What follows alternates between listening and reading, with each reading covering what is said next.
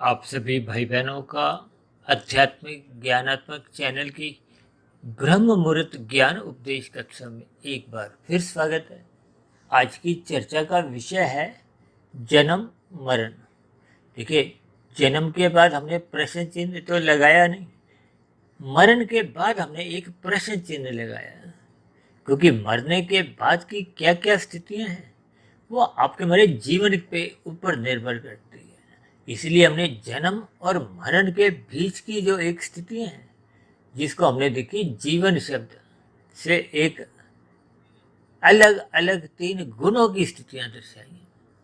देखिए, वीडियो की कुछ ऐसी डिजाइन की स्थितियां हैं कि जी का अभिप्राय सत्वगुण से हमने लिया है, क्योंकि जी शब्द को हमने सफेद रंग से दर्शाया है, सत्वगुण की भांति। हालांकि जन्म मरण की स्थिति को भी हमने सफेद रंग से दर्शाया है, प्रश्न चिन्ह को भी सफेद रंग से दर्शाया है, जबकि रजोगुण को हमने वाह शब्द से जोड़ा है और ना शब्द को हमने तमोगुण से दर्शाया है। ये सभी स्थितियां कुछ परमात्मा की प्रेरणा से, जैसे जैसे कुछ मुझे इन शब्दों के अर्थ या इनके संकेत जैसे जैसे मैं देने की एक स्थिति में मन में एक विचार आता है, तो उसी के अनुसार ही हम वीडियो के चित्र को एक दिखाने का प्रयास करते हैं, ताकि चित्र आपके हमारे मन मस्तिष्क पर बैठ जाए, ताकि आपको हमें अपने मिले हुए जीवन का महत्व समझ में आ जाए। यदि मनुष्य अपने मिले हुए जीवन के लक्ष्य को पहचानता नहीं है, मनुष्य जोनि के महत्व को समझता नहीं है।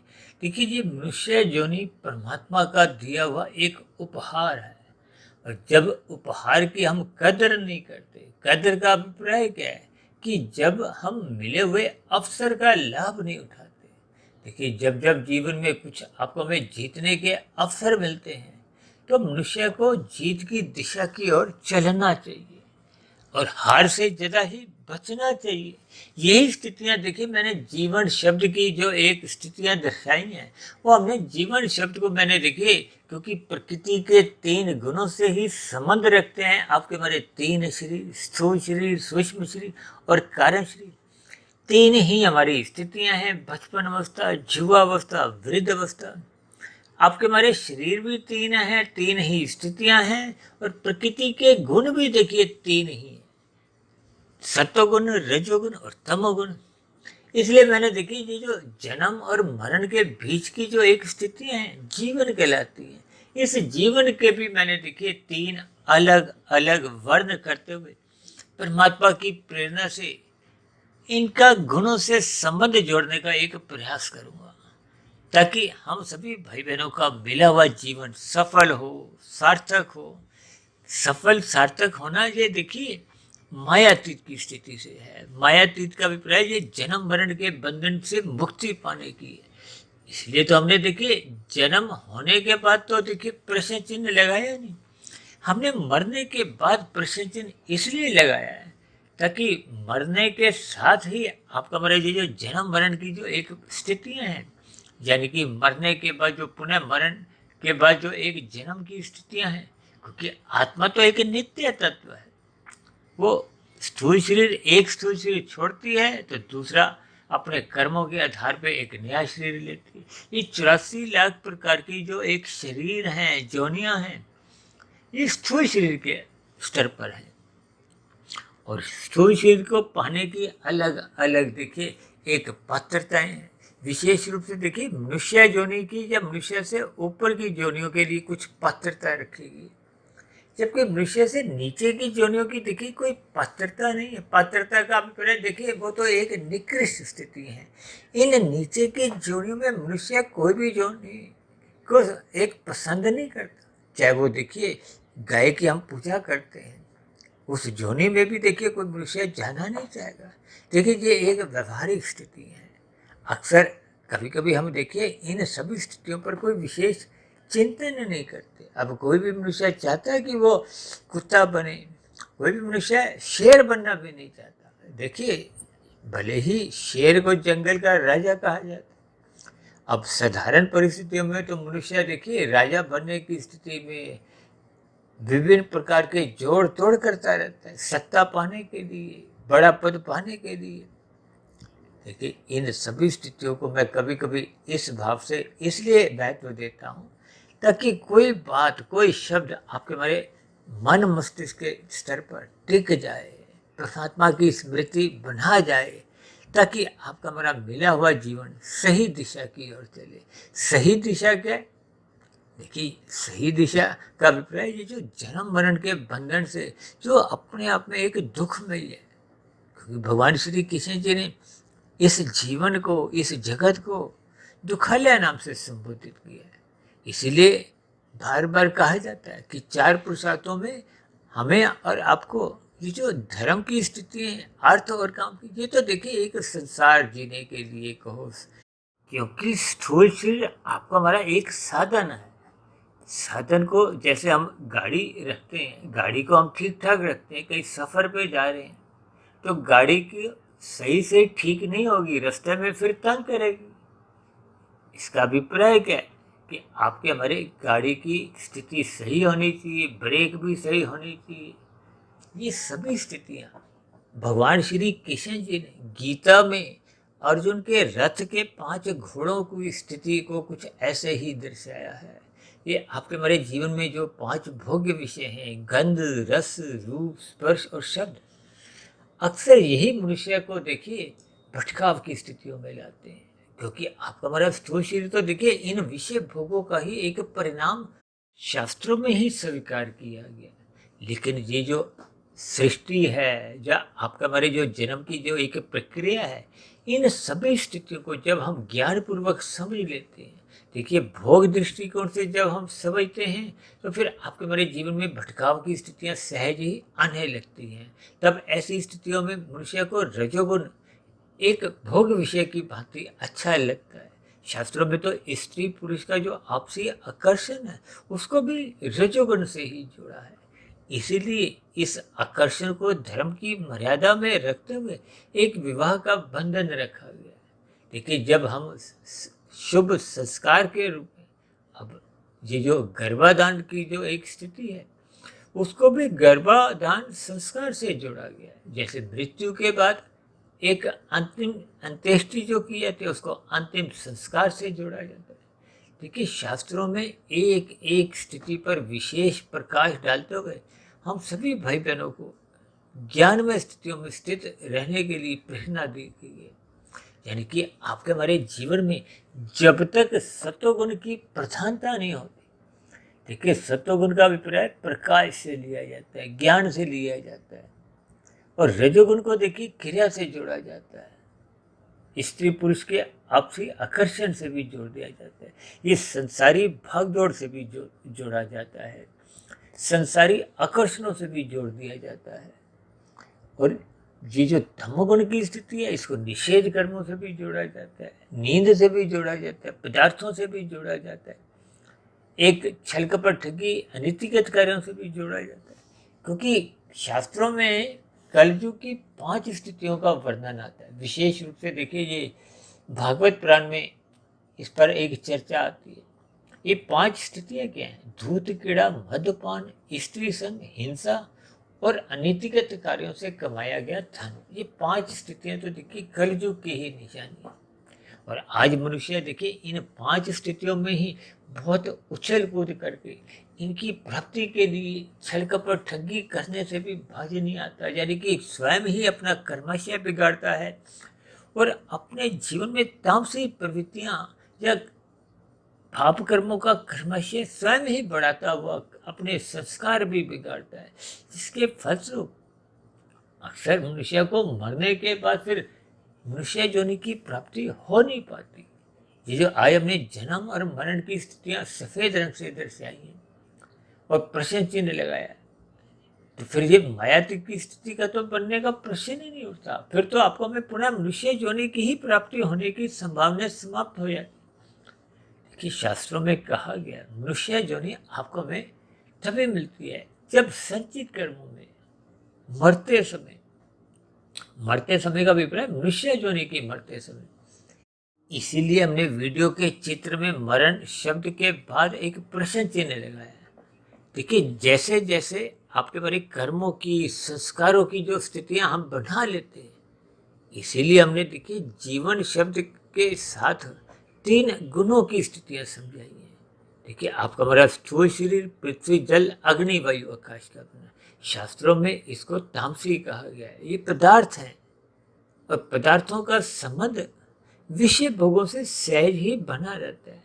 ये विषय भोगों के कारण ही इसका स्थूल शरीर का निर्माण हुआ है।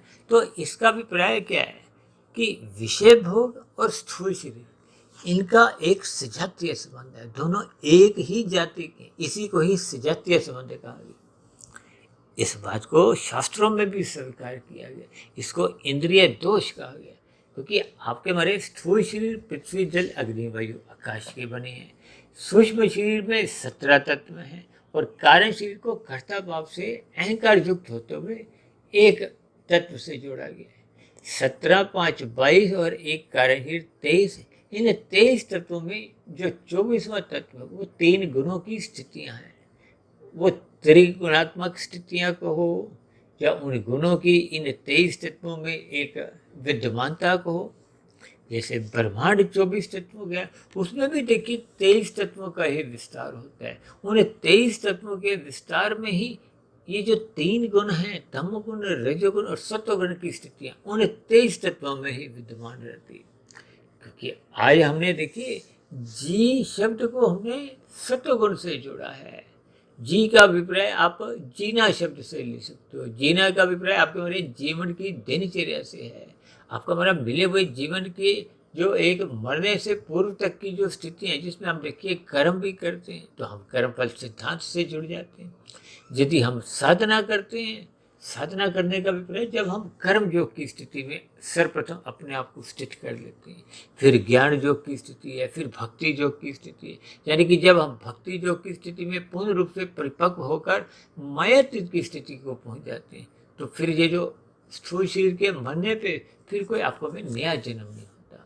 ये जन्म मरण के बंधन समाप्त हो जाते हैं। इस स्थिति विशेष की प्राप्ति के लिए हमने देखिए जन्म के साथ साथ मरण शब्द को भी सफेद रंग से दर्शाया है और एक प्रश्न चिन्ह इसीलिए लगाया है ताकि हम मोक्ष प्राप्ति के लिए ही अपना जीवन को लगाएं। और ये तभी संभव हो पाता है जब मनुष्य का जीवन में सत्वगुण की प्रधानता होती है। सत्वगुण की प्रधानता का अभिप्राय सात्विक स्थिति से है, कार्यशील में शुभ संस्कारों से। और ये जो हमने वाह शब्द लगाया है वो हमने रजोगुण से जोड़ा है। देखिए वाह से आप आवश्यकता का वाह भी जोड़ सकते हो। देखिए ये तो एक तुकबंदी है।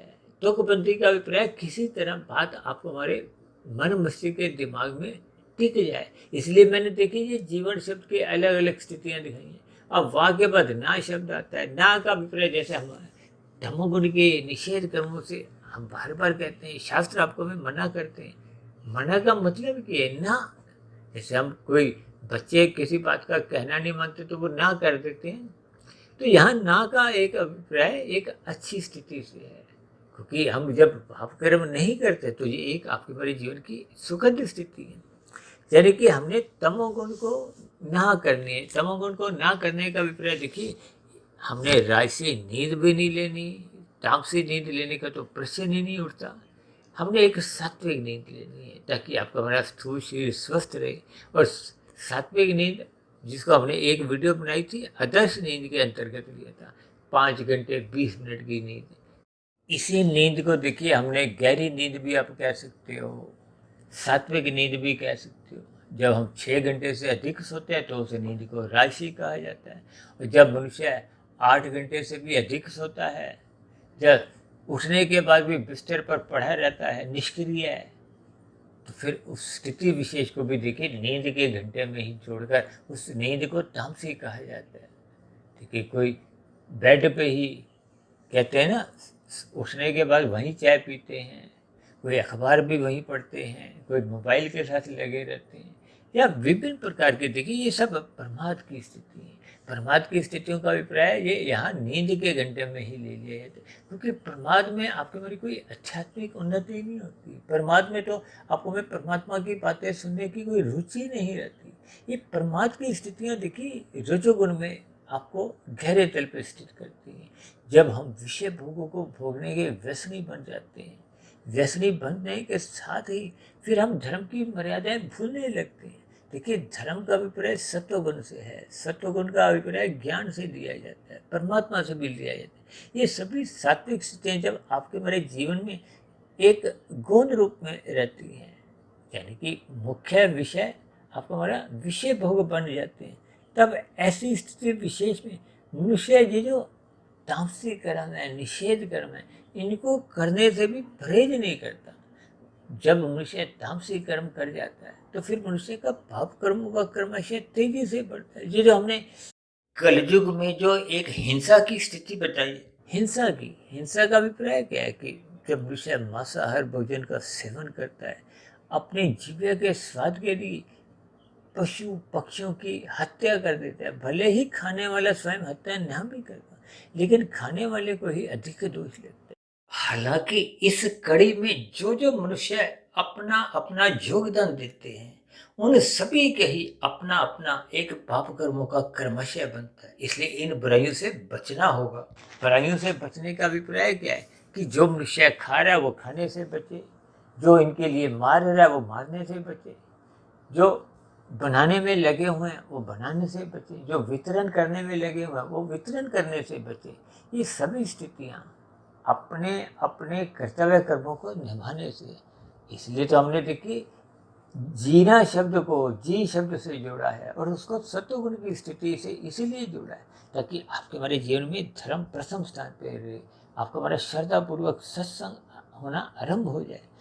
जब श्रद्धापूर्वक सत्संग होने लगता है तो फिर उस किए गए सत्संग का मनन भी कर सकते हैं। अब श्रद्धापूर्वक सत्संग करना देखिए स्थूल शरीर की सफलता है। अक्सर इसको मैं 1% की सफलता कहता हूँ। जब हम किए गए सत्संग का मनन करते हैं, ब्रह्म मुहूर्त में उठने लगते हैं, मनन की प्रक्रिया को शोध की स्थितियां निरंतर आपके हमारे जीवन में बनी रहती है, तो ये एक सूक्ष्म शरीर की मन बुद्धि की स्थितियां होती हैं। ऐसी स्थिति में देखिए, क्योंकि हमने श्रद्धापूर्वक सत्संग किया था तो मन पहले ही जो राशि था, विषय भोगों में लिप्त था, वो अब परमात्मा के मार्ग पे चलने लगता है, वो सात्विक बनने लगता है। सात्विक मन बुद्धि में फिर एक अच्छी दोस्ती होते हुए, अन्यथा देखिए मन विषय भोगों की गलियों में अक्सर भटक जाता है, डूब जाता है। ये डूबता तभी है जिन मनुष्यों की देखिए सत्वगुण की लगाम कमजोर होती है। ऐसे मनुष्य ही देखिए मनमानी से अपना जीवन जीते हैं, अपनी मनमर्जी को चलाते हैं। अक्सर हम अपनी चर्चाओं में बार बार कहते हैं कि अपने जीवन को गुरु की आज्ञा में रखो, शास्त्रों के अनुसार अपनी दिनचर्या व्यवस्थित रखो।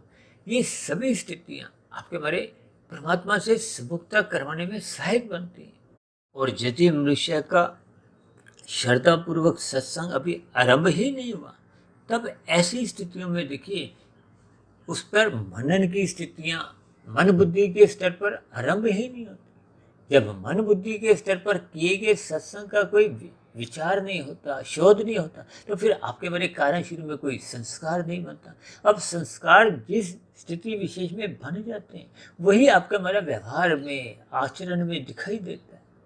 शास्त्रों में कहा गया है कि हमारा आपका जो एक स्वभाव है वो रहता तो कारण शरीर में, लेकिन प्रकट सूक्ष्म शरीर, स्थूल शरीर के स्तर पर होता है। जैसा जैसा आपके हमारे संस्कार बनते हैं, उन संस्कारों से ही मन बुद्धि के स्तर पर फुर्ने आते हैं, वृत्तियां आती हैं, विचार आते हैं। ये मन बुद्धि के स्तर पर जैसे जैसे विचार संस्कारों से आते हैं, फिर वो मन बुद्धि ही स्थूल शरीर के स्तर पर 5 ज्ञानेंद्रियों द्वारा भोग विषयों का सुख भोगता है और 5 कर्मेंद्रियों द्वारा नए कर्म करता है। इसी तरह ये जो हत्या के और बलात्कार जैसे जो एक जघन्य तामसिक कर्म है, घोर पाप कर्म है, जिनकी देखिए शास्त्रों में बहुत ही निंदा की गई है, अक्सर ये सभी स्थितियां आप और हम देखिए कल युग में अक्सर एक साधारण स्थितियों में देखते आए हैं।